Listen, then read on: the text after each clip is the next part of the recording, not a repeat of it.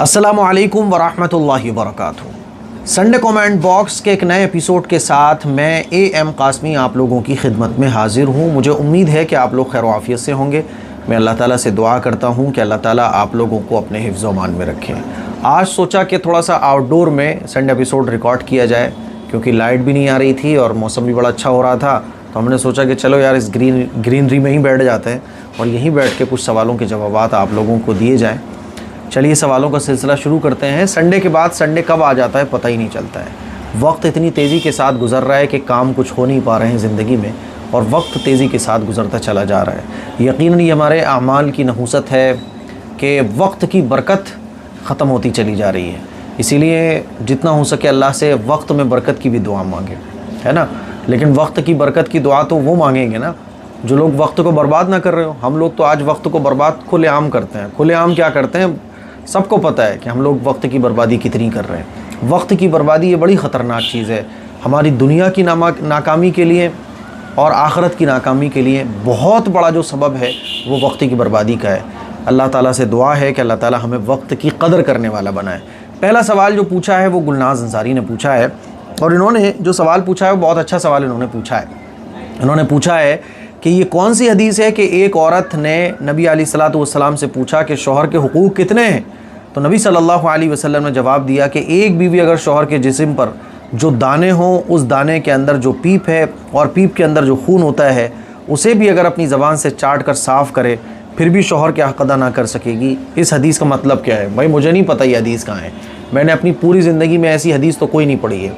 ये ऐसी कोई हदीस है ही नहीं है, क्योंकि अल्लाह के नबी सल्लल्लाहु अलैहि वसल्लम इस तरह की मिसाल तो नहीं दे सकते।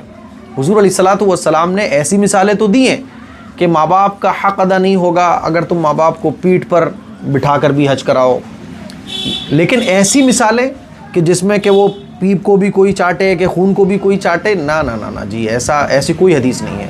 और ऐसी हदीस जो बयान कर रहे हैं अल्लाह जाने वो कहाँ से बयान कर रहे हैं। मेरे इल्म में ऐसी कोई हदीस नहीं है। अल्लाह के नबी ने शौहर के हक़ बयान फरमाए कि बीवी के ऊपर जो शौहर के हक़ हैं, क्या क्या हक़ हैं, क्या क्या हक़ हैं। शौहर की खिदमत करना, शौहर का कहना मानना, शौहर को राज़ी रखना, शौहर की पीठ पीछे उसकी अमानत में ख़यानत ना करना, है ना, उसकी इजाज़त के बग़ैर घर से बाहर ना निकलना, ज़बान दराज़ी ना करना, नाशुक्री ना करना, शुक्रगुज़ारी करना, ये अल्लाह के नबी ने बयान फरमाए हक़। लेकिन ये जो आपने लिखा है मुझे नहीं पता भाई कहाँ है, और मैं नहीं समझता, बल्कि ऐसी हदीस ही नहीं है मेरे इल्म में तो नहीं, आज तक मैंने नहीं सुनी है। लोगों को मैंने अलबत्ता ज़रूर कहते हुए सुना है, और आज आपने भी ये सवाल पूछा है। ऐसा तो अल्लाह के नबी जिस इस्लाम ने पाकी को आधा ईमान करार दिया हो, सफाई सुथराई को आधा ईमान करार दिया हो, जो इस्लाम पाकी और सफाई को प्रमोट करता हो, वो ऐसी इस तरह की बात कि पीप को चाटो के खून, ना ना ना जी, ये हदीस नहीं है। इसलिए ये हदीस नहीं है, इससे बचिए खुदा के लिए, है ना। और ऐसा कुछ भी नहीं है। चलिए, हाँ, अल्लाह के नबी ने इसको बयान किया कि अगर अल्लाह के बाद, अल्लाह अपने बाद अगर किसी को सजदा करने का हुक्म देता तो औरत को देता कि वो अपने शौहर के सामने सजदा करे, लेकिन अल्लाह ने ये भी वैलिड नहीं रखा, बस अल्लाह को सजदा होगा। तो ऐसी मिसालें तो मिलती हैं।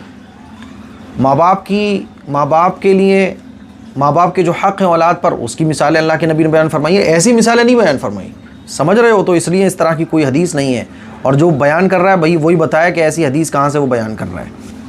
चलिए जी, दूसरा सवाल खान भाई ने पूछा है। अल्लाह आपको हम सब को खैरियत से रखे भाई, आमीन, जज़ाकुमुल्लाह। मेरे कुछ सवाल हैं, उनके जवाब दीजिएगा। सवाल नंबर 1, हरम शरीफ के अंदर फ़ौजी जूते क्यों पहनते हैं? भाई फ़ौजी की ज़िम्मेदारियाँ बड़ी होती हैं। उसको कब भागना पड़ जाए, उसको कब जो है ना जंपिंग करनी पड़ जाए, उसको कब कूदना पड़ जाए, क्योंकि फ़ौजी, उसकी क्या ज़िम्मेदारी, उसकी ये तो ज़िम्मेदारी है कि वो खड़े रहते हैं वहाँ पे हरम शरीफ के अंदर, कि कोई भी अगर ऐसी एक्सीडेंट हो जाए तो एक्सीडेंट ख़तरनाक ना होने पाए, वो उसको काबू में कर ले। कुछ भी गड़बड़ हो जाए तो उसको जल्दी से कंट्रोल में कर ले, इसीलिए वो जूते पहनते हैं। खुदा ना खास्ता कोई घटना घट जाए तो वो कूदा फांदी आराम से कर सकें। वो अगर नंगे पैर होंगे कैसे कूदेंगे, कैसे वो सिचुएशन पे कंट्रोल करेंगे, कैसे वो दौड़ पाएंगे। तो भाई फ़ौजी है वो, समझ रहे हो, इसीलिए उसको जूते पहनना पड़ते हैं। और जूते पहनना ये कोई गलत बात नहीं है। जूते के अंदर बशर्ते के नापाकी नहीं होने लगी हो। हरम शरीफ में जाके देखो, हमारे इंडिया में तो धूल मिट्टी, हमारी गलियों में कीचड़, सब जगह गंदगी वगैरह रहती है। हरम शरीफ में जब आप जाएंगे तो आपकी चप्पल जितनी साफ़ होगी ना उससे भी ज़्यादा साफ़ हो जाएगी। तो वो चप्पल वैसे ही साफ़ रहती है जैसे हमारे कपड़े होते हैं। तो जैसे ये हमारा सर पे लगने वाला मामा है, ग्लव्स होते हैं, कपड़े हैं, मोज़े हैं, ऐसे ही चप्पल होती हैं, समझ रहे हो। तो चप्पल नापाक नहीं हो तो उसको पहन के आप हरम शरीफ में चल सकते हैं, कोई हरज की बात नहीं। वो सारा का सारा हरम शरीफ का हिस्सा होता है। लेकिन नमाज़ पढ़ते वक्त अफजल ये है कि चप्पल उतार देना चाहिए, है ना। और जो बहुत ख़ास एरिया है जैसे कि बिल्कुल अंदर का एरिया, वहाँ चप्पल नहीं पहनना चाहिए। रही बात फ़ौजी की, तो फ़ौजी की तो जिम्मेदारी है भाई, वो फ़ौजी जूते नहीं पहनेगा तो कैसे सिचुएशन पे कंट्रोल पाएगा। जितनी बड़ी जिम्मेदारियाँ होती हैं तो आदमी को उतनी तैयारी के साथ खड़ा होना पड़ता है, ठीक है। दूसरा सवाल, हरम शरीफ के इमाम यासिर की वालिदा की दुआ का किस्सा बताइए जिसमें उन्होंने खाने में मिट्टी डाली थी। भाई मुझे ये किस्सा याद नहीं है, कौन सा किस्सा है ज़रा आप मुझे इशारा दें तो मैं समझ सकूँगा ये कौन सा किस्सा है। तीसरा सवाल बहुत अहम सवाल है मुफ्ती साहब। राजस्थान के सवाई माधोपुर ज़िले के अंदर राजस्थान का सबसे बड़ा पानी का डैम बना रही है सरकार, इसलिए हमारे 76 गाँवों को खाली किया जा रहा है। यहाँ पर हमारी ज़मीनें हैं, मकान है, मस्जिद है और हमारे पूर्वजों की कब्रें हैं और यहाँ के रहने वाले लोग हम सब विरोध प्रदर्शन भी कर रहे हैं। हमारी विरासत को छोड़कर कहाँ जाएं मुफ्ती साहब। आप और आपके सब्सक्राइबर हमारे लिए, मरूमीन के लिए भी प्यारे रसूल सल्लल्लाहु अलैहि वसल्लम के सदक़े में अल्लाह पाक दुआ कीजिए। भाई सभी लोग दुआ करें, इनकी परेशानी को दूर करें। भाई आप कानूनी जो लड़ाई लड़ रहे हैं वो लड़ाई लड़ें और अल्लाह ताला से दुआ करें और तहज्जुद का, अल्लाह के सामने रोने का ख़ास एहतमाम करें। अल्लाह के सामने रोने का ख़ास एहतमाम ये बहुत ज़रूरी है, क्योंकि अल्लाह के नबी के इरशाद है कि आँख से निकलने वाला जो आंसू होता है ये अल्लाह को बहुत पसंद है, ये जहन्नम की आग को भी ठंडा कर देता है। तो आप अल्लाह के सामने रोएं, कानूनी लड़ाई लड़ें वो अलग, आवाज़ उठाएं वो अलग, लेकिन रातों को अल्लाह के सामने रोएं। अल्लाह के नबी सल्लल्लाहु अलैहि वसल्लम जहाँ ज़मीनी मेहनत किया करते थे उसके साथ साथ अल्लाह के नबी सल्लल्लाहु अलैहि वसल्लम रातों में उठकर अल्लाह के सामने रोया करते थे। तो जब पैगम्बर का ये हाल है तो हमारा हाल अल्लाह के सामने रोने का क्या होना चाहिए। बाकी सभी लोग दुआ करें भाई, ठीक है। रॉयल हैकर्स पूछते हैं, मैं आपकी ओल्ड सब्सक्राइबर हूँ, प्लीज़ मेरे सवाल ज़रूर शामिल करें, मैं बहुत परेशान हूँ। मेरा सवाल ये है कि मतलबी रिश्तेदार के साथ कैसे ट्रीट करें। वो लोग इतने मतलबी हैं कि काम निकल जाने के बाद टिशू पेपर की तरह निकाल देते हैं। जब वो हमारे घर आते हैं तो रौब से ये बनाओ वो खिलाओ करते हैं, और जब उनके घर हम जाते हैं तो स्ट्रेंजर्स की तरह रहते हैं। जब हमको उनकी ज़रूरत होती है वो कभी हमारी मदद नहीं करते हैं, और जब उनको हमारी मदद की ज़रूरत होती है तो हम सब उनके घर में बैठ जाते हैं और अपने रिश्तेदारी का वास्ता देते हैं। बस इतना ही नहीं, काम होने के बाद गलत सलत बोल के लोगों में झूठी बातें भी करते हैं। उसकी वजह से मेरे और मेरे शौहर की लड़ाइयाँ भी हो जाती हैं। आप बताइए मैं क्या करूँ। वो अपने मतलबी भाई बहन के लिए मुझे जलील करते हैं, मैं क्या करूँ बताएं। ये बड़ा प्रॉब्लम वाला मसला है, क्योंकि देखो आज ना तो ससुराल वाले कम हैं ना बहू कम है, बहू की भी कमियां हैं, ससुराल वालों की भी कमियां हैं। तो अब आपका सवाल जो है ना वो रिश्तेदारों के मुताल्लिक़ है, लेकिन आगे जो आपने लिखा है वो मेरे शौहर अपने मतलबी भाई बहन के लिए मुझे जलील करते हैं, मैं क्या करूं ये बताएं। यानी ये प्रॉब्लम जो चली आ रही है ये रिश्तेदारों की नहीं है, बल्कि ये भाभी और नंद की है, जहाँ तक मैं समझ रहा हूँ, भाभी नंद की और भाभी और देवर की।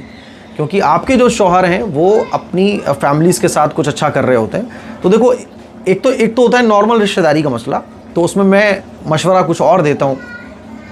नॉर्मल रिश्तेदारी में क्या होना चाहिए, सलाम दुआ रखो, अगर नहीं बन पा रही है सलाम दुआ बहरहाल बाकी रखो, अच्छाई में शरीक हो मत हो, लेकिन जब कोई हादसा हो जाए, कोई बीमारी आ जाए, कोई बीमार पड़ जाए, किसी का इंतकाल हो जाए तो जाओ, बीमार हो जाए तो इयादत के लिए जाओ, किसी का इंतकाल हो जाए तो इंतकाल में जाओ, जनाजों में शरीक हो, है ना। और कोई प्रोग्राम हो तो जाना चाहो तो चले जाओ, कोई प्रॉब्लम की बात नहीं है, लेकिन सलाम दुआ बहरहाल बाकी रहना चाहिए।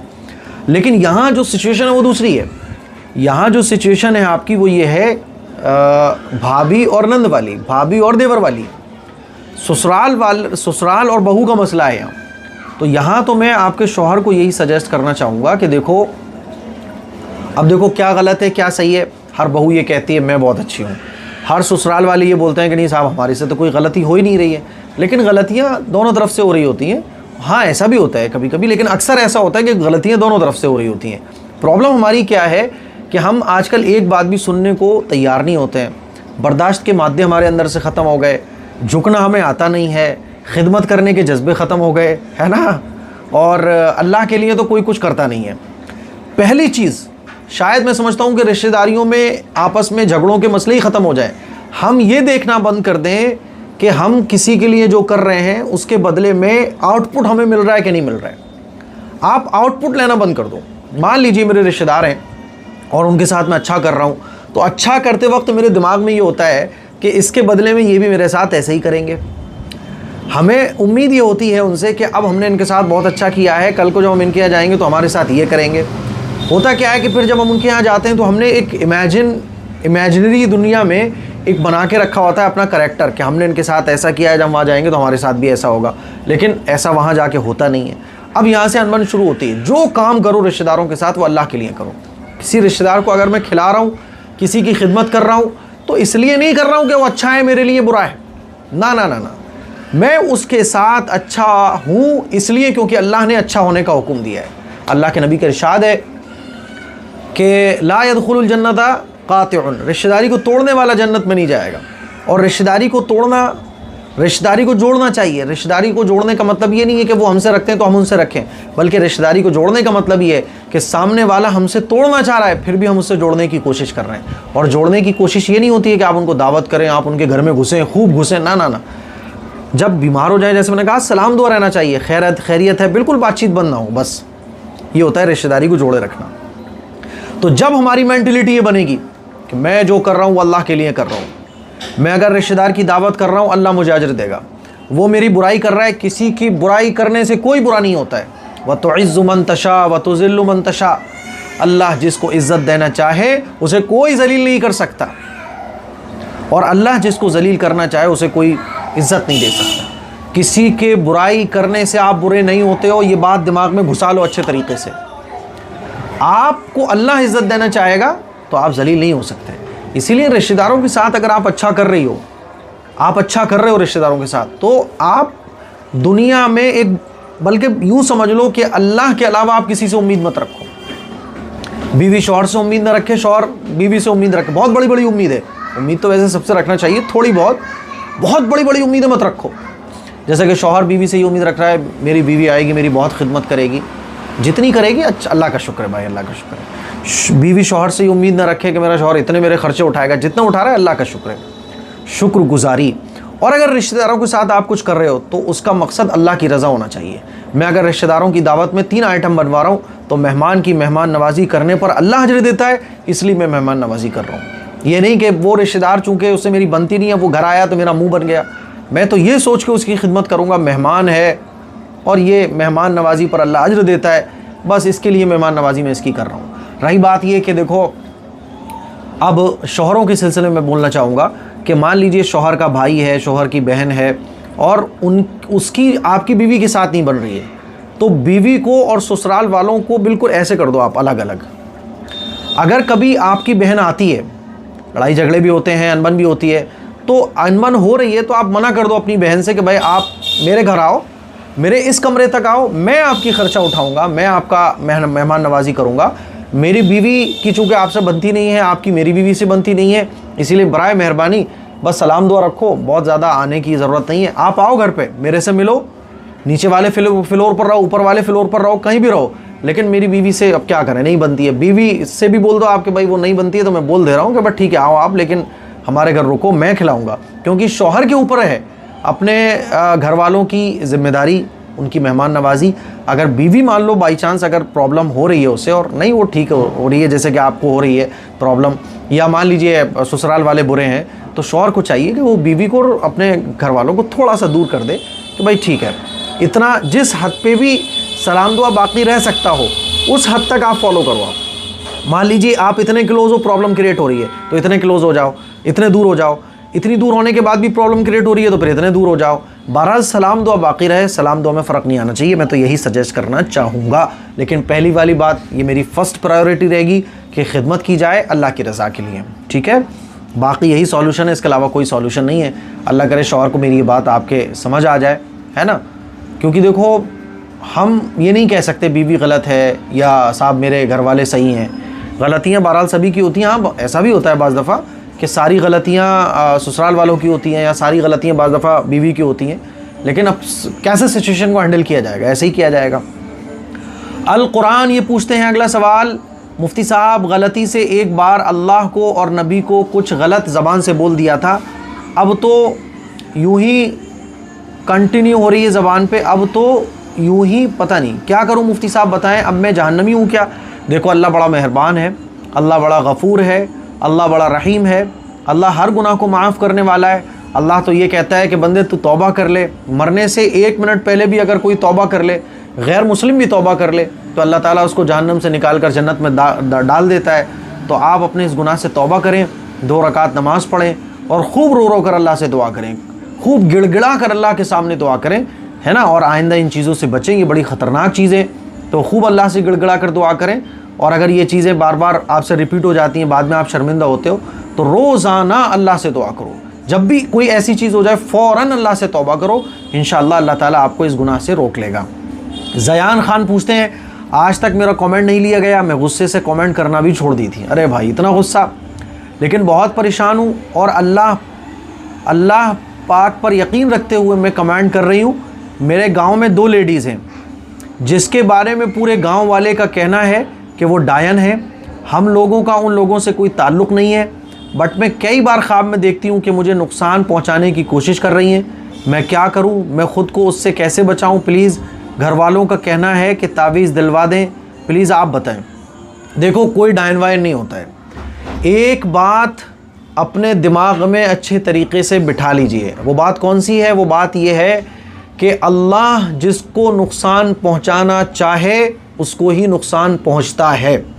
अल्लाह जिसको नफ़ा पहुँचाना चाहे उसको ही नफ़ा पहुँचता है। सारी दुनिया की ताकतें मिलकर किसी को नुकसान पहुँचाना चाहें और अल्लाह की तरफ से हुक्म ना हो, सारी दुनिया की ताकतें मिलकर आपको नुकसान नहीं पहुँचाती। वो डायने कहाँ हैं? उन डायनों को मेरे पास लेके आओ, मेरा अमामा दे दो, मेरे बाल दे दो, उनका झूठा कोई पड़ा हुआ पानी मुझे पिला दो। आपका जितना मजबूत यकीन अल्लाह पर होगा, अल्लाह का मामला आपके साथ उतना ही होगा। जैसे कि आजकल यकीन जो है ना लोगों को तावीज़ों पर है, तो जितना मजबूत तावीज़ों पर यकीन है वैसा ही तावीज़ के ज़रिए काम होते रहते हैं। मज़ारों पर जाके काम हो जाते हैं, चादर चढ़ाने से काम हो जाते हैं। अरे और तो और जनाब अली, गैर मुस्लिमों के काम तो पत्थरों के आगे झुकने से भी हो जाते हैं, क्योंकि हदीस में आता है कि अल्लाह अपने बंदों के साथ जो मामला है वो उनके गुमान के मुताबिक करता है। मेरी आपको राय ये है कि आप डर ख़त्म कीजिए, अल्लाह से अपना ताल्लुक़ मजबूत कीजिए और एक बार ज़ोर से कहिए कि करने वाली ज़ात अल्लाह की है। वो डायनों की क्या हैसियत? अल्लाह फरमाता है कुरान में, इन्नल्लाह माअना, कि हम तुम्हारे साथ हैं। अल्लाह मुझे देख रहा है, अल्लाह मुझे सुन रहा है, अल्लाह हर चीज़ से वाकिफ़ है, मुझे किस बात का डर है? इसलिए 5 वक्त की नमाज़ों का एहतमाम कीजिए, सुन्नत तरीक़े पर ज़िंदगी गुजारिए और डर अपने अंदर से निकाल दीजिए। ईमान वाला कभी नहीं डरता है। अरे कलिमा तय्यबा आप पढ़ने वाले हो यार, डायन की क्या हैसियत, शैतान की क्या हैसियत? क्या आपको कुरान पढ़ना नहीं आता? क्या अल्लाह का नाम लेना नहीं आता?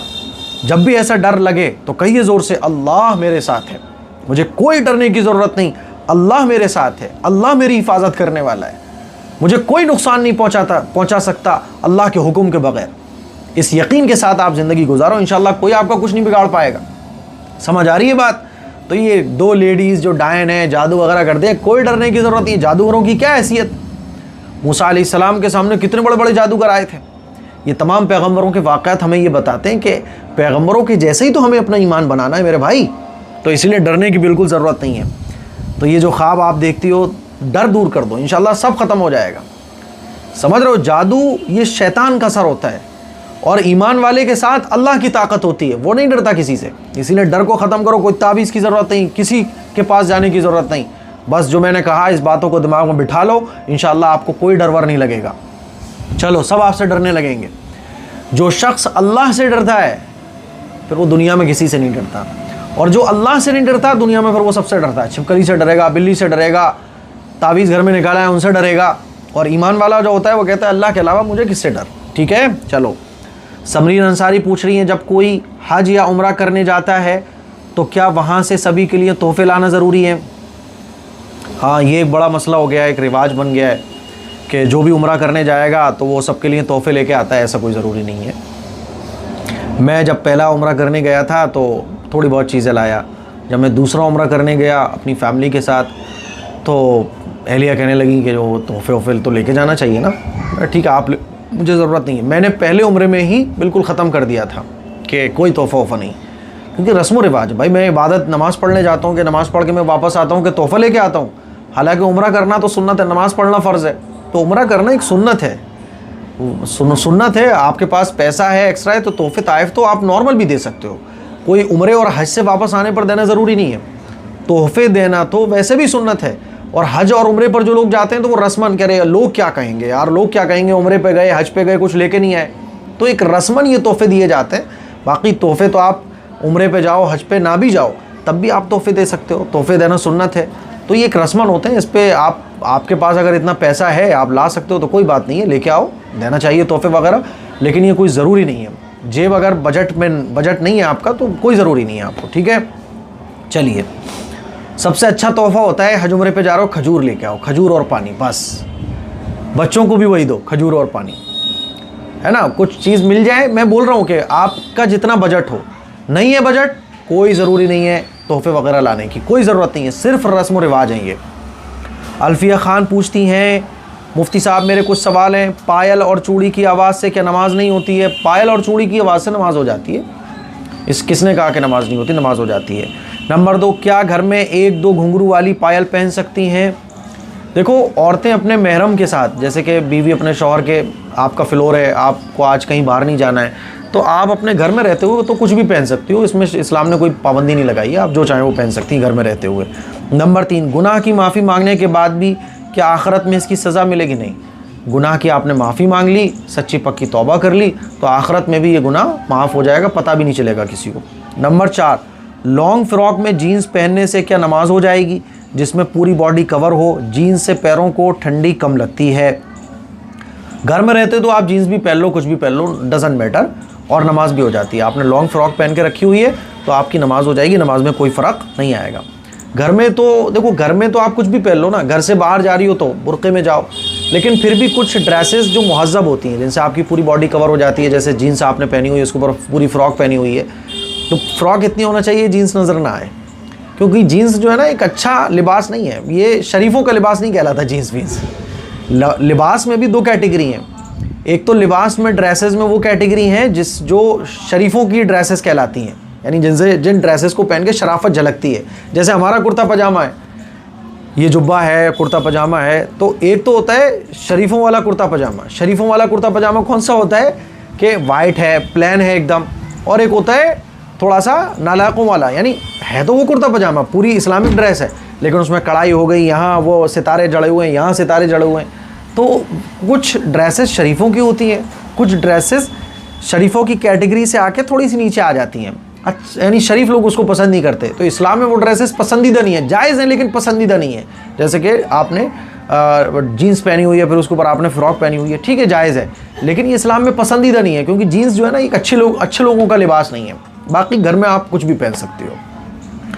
नंबर 5, दुरूद इब्राहिम की तस्बीह करते टाइम हर बार बिस्मिल्लाह पढ़ना ज़रूरी है? नहीं, हर बार बिस्मिल्लाह पढ़ना ज़रूरी नहीं है। नंबर 6, जब मैं छोटी थी तो सहेली से उधार 20 रुपये लिए थे और अब हम नहीं मिलते, उसकी शादी हो गई, उन पैसों को सदक़े की पेटी में डाल सकती हूँ? डाल सकते हैं, कोई हर्ज की बात नहीं है। नंबर 7, मुझे कभी कभी सपने में सांप दिखते हैं, इसकी वजह क्या हो सकती है? सांप दिखना, आप एक मरतबा आपको सांप दिखा, बार बार आप उसको सोच रही हो तो सांप दोबारा भी दिखेगा, लेकिन सांप का मतलब ये होता है कि दुश्मनों से एहतियात रहने की ज़रूरत है। दुश्मन मतलब बाहर के लोग, बाहर के लोगों पर एतमाद कम करें, बाहर के लोगों से अपने राज की बातें शेयर ना करें, बाहर के लोगों पे ज़्यादा भरोसा ना करें, इसका ख्याल रखने की ज़रूरत है। चलिए, सालेह रज़ा पूछते हैं, मुफ्ती साहब देवबंद में मुस्लिम फ़ंड, इसमें ज्वेलरी रखकर कर्ज़ मिल जाता है, कुछ % लोन भी होता है, तो इस बारे में अपनी राय दीजिए। देखो, जब इसमें थोड़ा सा लोन भी होता है तो आप ज्वेलरी जो है ना, ज्वेलरी हो, सोना हो, चांदी हो, किस लिए होता है? ये इसीलिए होता है कि कभी इमरजेंसी की सिचुएशन आ जाए तो आप अपनी ज्वेलरी बेचकर अपने काम में ले लो।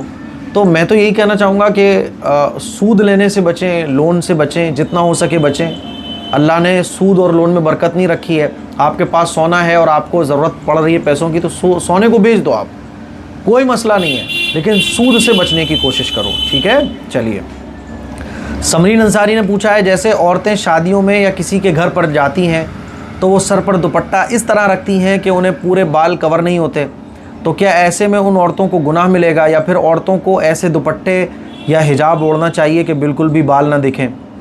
बाल अगर दिखते हैं तो जाहिर सी बात है बाल नहीं दिखना चाहिए, क्योंकि बाल का भी पर्दा होता है। लेकिन ये देखना पड़ेगा कि औरतें अगर किसी के घर जा रही हैं, किसी प्रोग्राम में जा रही हैं, तो अगर वहाँ सारी ख़वातीन ही ख़वातीन हैं तो कोई हरज की बात नहीं है, क्योंकि औरतों को औरतों से पर्दा नहीं है बालों का। अब सारी घर में औरतें हैं या जिस प्रोग्राम में आप जा रही हैं वहाँ औरतें ही औरतें हैं सारी, तो आप अपना सर खोल भी सकती हैं, कोई हरज की बात नहीं है। सिर से दुपट्टा उतर भी जाए तो कोई प्रॉब्लम नहीं है। लेकिन गैर महरम अगर हैं, वहाँ मर्द भी हैं, तो फिर आपका पूरा बाल दिखने नहीं चाहिए। बाल दिख रहे हैं तो ये गलत है। फिर गैर महरम के सामने बालों की नुमाइश ये गलत है, नाजायज़ है, हराम है। ठीक है,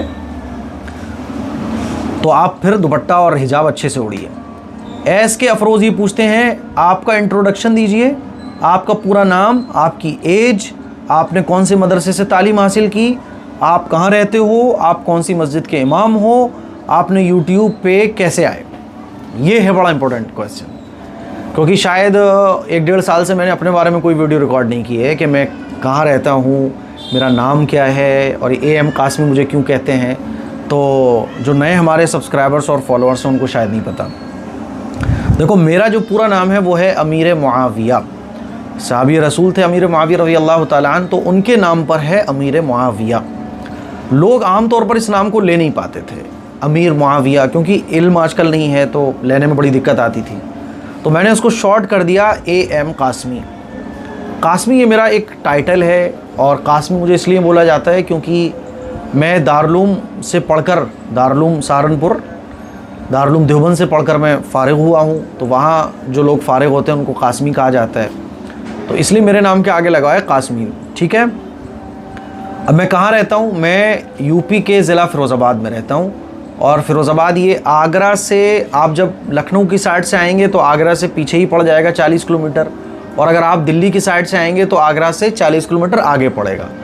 चूड़ियों का शहर, जिसको सुहाग नगरी कहा जाता है, सिटी ऑफ बैंगल्स कहा जाता है। मैं मस्जिद में इमाम भी हूँ, और मस्जिद हज़रत निज़ामुद्दीन औलिया रहमतुल्लाह अलैह के नाम पर एक मस्जिद जो हमारे तमाम फॉलोअर्स और सब्सक्राइबर्स ने रेडी करवाई, उसकी जगह हमारे वालिद साहब ने ख़ुद दी, तकरीबन 15-20 लाख रुपए की। तो इस मस्जिद में मैं इमामत करता हूँ। और यूट्यूब पर कैसे मैं आया? तो यूट्यूब पर आने का ख़्याल बस ऐसे ही आया था कि गलत चीज़ें देखता था मैं सोशल मीडिया पर। और आज से 6 साल पहले जब उलमा इकराम भी ये कहते थे कि वीडियो बनाना हराम है, हराम है, हराम है, उस वक्त मेरे जहन में ये ख्याल आया था, और मैंने फतावे की रोशनी में ये सोचा कि नहीं, अभी ये वक्त की बड़ी ज़रूरत है। उस वक्त शायद उलमा में बहुत कम उलमा थे। तारिक ज़मीन साहब थे, तारिक मसूद साहब उस वक्त सोशल मीडिया पर थे। इंडिया में से शायद कोई ऐसा नहीं था जैसे मैं हूँ, अब तो बहुत लोग आ गए।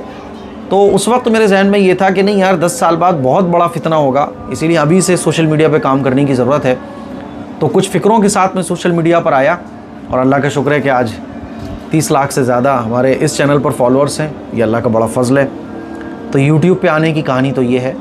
और इसके अलावा यूट्यूब पर ही नहीं हूँ मैं, सिर्फ ज़मीनी सतह पे भी बहुत सारे काम चलते हैं। जैसे कि हमारी सोसाइटी है, मस्जिद में वीकली तफसीर की एक मजलिस होती है, मकतब चलता है, एजुकेशन की लाइन से बहुत सारे काम हैं, और स्कूल का एक स्कूल, मदरसा, हॉस्पिटल, उसका भी काम चल रहा है, और बहुत सारे काम हैं अल्हम्दुलिल्लाह। तो ये है कि अल्लाह जितना दीन के काम ले रहे हैं हम सब लोग मिलकर कर रहे हैं। कभी ज़रूरत पड़ती है तो आप लोग ताउन कर देते हैं। तो ये एस के अफरोज़ साहब के सवाल का जवाब था। तो ये आज का हमारा संडे एपिसोड था। सवालात जो है ना वो कंप्लीट हो गए हैं। मुझे उम्मीद है कि आज का संडे एपिसोड आप लोगों को पसंद आया होगा। इस क्लिप को शेयर करें, दूसरों तक पहुँचाइए। अस्सलामु अलैकुम वरहमतुल्लाहि वबरकातुहू। आफ़िया आओ, जल्दी आओ। देखो आफ़िया भी आ गई हैं। उधर से आओ, घूम, अच्छा इधर से आ जाओ, आ जाओ, आ जाओ, शाबाश शाबाश। हाँ आ जाओ, आ जाओ, आ जाओ। अरे आ गई, झुक गई वो, झुक गई। और आफ़िया भी आ गई हैं। सलाम कर दो जल्दी से। अस्सलाम वालेकुम। पूछो आप लोग कैसे हैं सब? आप लोग कैसे हैं सब? पूछो। मेरे बहुत सारे चाचू, मेरी बहुत सारी फुप्पियाँ, कैसी हैं सब लोग? मेरे बहुत सारे चाचू, मेरी बहुत सारी फुप्पियाँ कैसी हैं? हाँ ऐसे ऐसे ये क्या हो रहा है? हाँ आफ़िया को जो है ना, आफ़िया आज आ गई तो मैंने सोचा कि चलो आफ़िया भी कुछ बताओ, क्या सुनाओगी? ज़ोर से पढ़ो। अऊज़ु बिल्लाहि मिनश मिनश्शैतानिर्रजीम बिस्मिल्लाहिर्रहमानिर्रहीम। शाबाश। और आगे तो पढ़ो, जो याद हो वो सुना दो।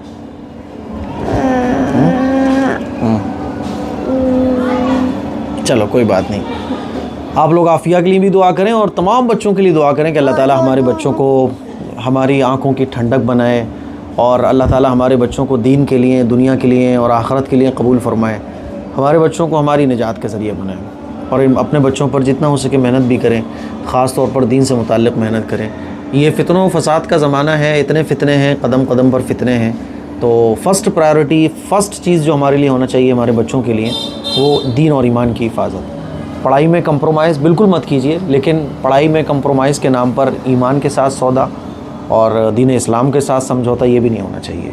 दुआओं की गुजारिश है। अस्सलामु अलैकुम वरहमतुल्लाहि वबरकातुहू। मुझे सोशल मीडिया पर काम करते हुए 5 साल से ज़्यादा हो चुके हैं, लेकिन अभी तक आपने नहीं देखा होगा कि मैं किसी चीज़ को, कोई प्रोडक्ट की स्पॉन्सरशिप लेके आपको बोल रहा हूँ कि ये चीज़ खरीदो, इसके बहुत फ़ायदे हैं, क्योंकि मुझे उसके बारे में पता ही नहीं होता है। हर महीने मेरा नुकसान होता है क्योंकि मैं स्पॉन्सरशिप नहीं लेता हूँ, किसी भी प्रोडक्ट का ऐड नहीं करता हूँ, क्योंकि मुझे उसके बारे में नहीं पता। तलबीना जो इस वक्त आप मेरे हाथ में देख रहे हैं, इसका मैं आपको ऐड इसलिए कर रहा हूँ आपके सामने और इसको रिकमेंड आपको इसलिए कर रहा हूँ क्योंकि ये जो तलबीना है, तलबीना मैंने भी बहुत खाया है और आपने भी तलबीना इस्तेमाल किया होगा, लेकिन एक बड़ी प्रॉब्लम तलबीने में मुझे देखने को ये मिली, मार्केट में जितने भी तलबीने उसमें वो मजा ही नहीं आता, क्वालिटी की बहुत कमी पाई जाती है। ये जो तलबीना है आप देखेंगे माई हदाया का तलबीना, ये ऐसा तलबीना है जो पर्सनली मुझे बहुत पसंद है और ये इंशाल्लाह आपको एक बार अगर आप इसको टेस्ट कर लोगे तो आपको इसके अलावा कोई और तलबीना भाएगा ही नहीं। इस तलबीने के साथ क्वालिटी में कोई कॉम्प्रोमाइज नहीं किया गया है, भर भर के क्वालिटी इसके अंदर रखी गई है। आप देख सकते हैं कि इसके अंदर बार्ले फ्लोर है, कैशू है, रेजिन्स हैं, डेट्स, पिस्ता, आमंड और बहुत सारी ताकत की चीजें इसमें मिलाई गई हैं। और तलबीने के फायदे क्या हैं आप लोग गूगल कर सकते हैं, बेशुमार फायदे तलबीने के हैं। हम लोग जो है ना जिम करने वाले बंदे खास तौर पर क्या करते हैं ना, वो ताकत के लिए प्रोटीन के डिब्बे पी रहे हैं और वो पाउडर के डिब्बे खा रहे हैं, वो डोले बनाने के लिए जो है ना पाउडर पी रहे हैं जो नुकसान पहुंचाते हैं बॉडी को।